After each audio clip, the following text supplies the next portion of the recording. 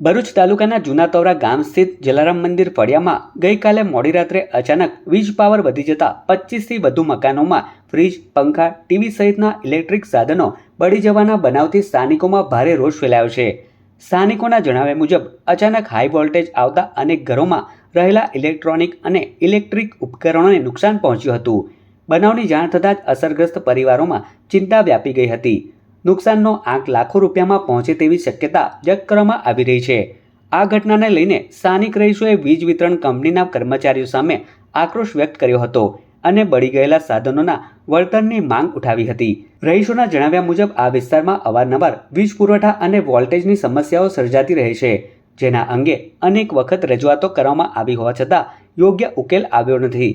સ્થાનિકોએ તાત્કાલિક ધોરણે સમસ્યાનો કાયમી નિકાલ લાવવા અને નુકસાન પામેલા પરિવારોને યોગ્ય વળતર ચૂકવવાની માંગ કરી છે। આ સાથે ચેતવણી આપવામાં આવી છે કે વહેલી તકે યોગ્ય કાર્યવાહી કરવામાં નહીં આવે તો ગ્રામજનો દ્વારા ઉગ્ર આંદોલન કરવામાં આવશે તેમજ વીજ વિતરણ કચેરીનો ઘેરાવો પણ કરવામાં આવશે।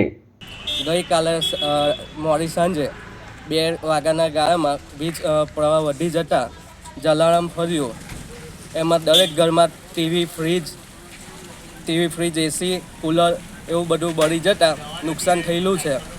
તો આના ઝડપી ઉકેલ માટે અમારી નમ્ર વિનંતી છે ને આ ઉકેલ વહેલી તકે નહીં આવે તો વીજ કંપનીનો ઘેરાવો અને લાગતા તમામ કર્મચારીઓની બેદરકારી જણાશે।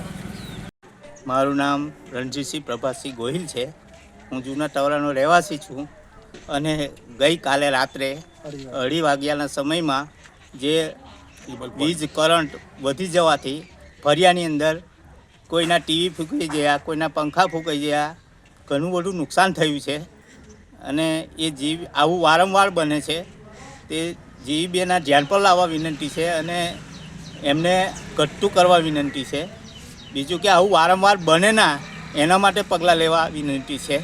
મારું નામ રક્ષાબેન કિરણસિંહ ગોહિલ, હું જૂના તવડા રહેવાસી જલારામ મંદિર ફળ્યું।